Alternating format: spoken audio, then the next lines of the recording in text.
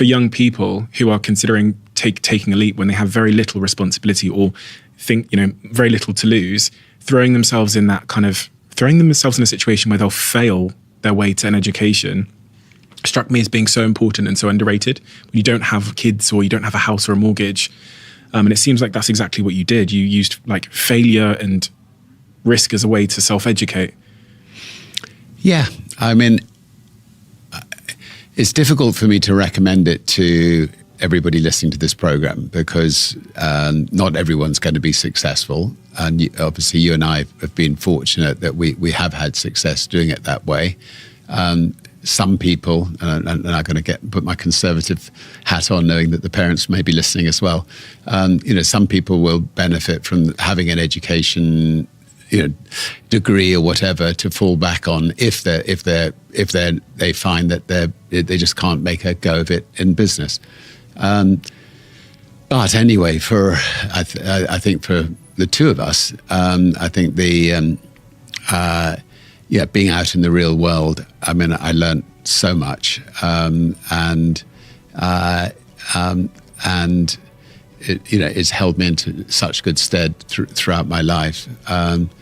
In running a magazine, of course, you're going out interviewing people, you're learning every time you interview somebody. I think being a journalist or being an editor, it's not so different from being an entrepreneur. You're out all the time meeting new people in different sectors, just learning, and through the magazine. A lot of people would write with problems. Young people would write with problems. So we ended up setting up a student advisory center where we would give people advice on venereal disease or the gay population, or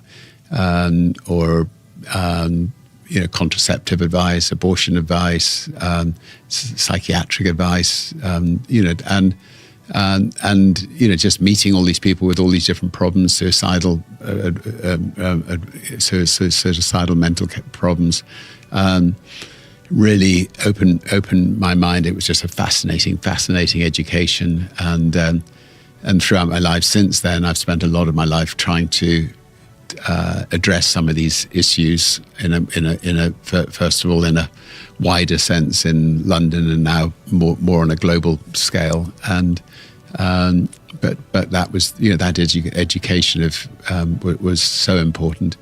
For instance, I remember when I was 15 in London, somebody who was gay came to me saying that they wanted help, and maybe I just turned 16, and I thought very naively that when they said they wanted help, that they didn't want to be gay. Of course, within a month or two, I realized that that people are born gay, and they don't have a choice in the matter. And what they desperately needed in those days was to meet other gay people, and because if they came from some remote place in the UK where gay people weren't accepted, they would come to London desperately seeking love or seeking friendship, and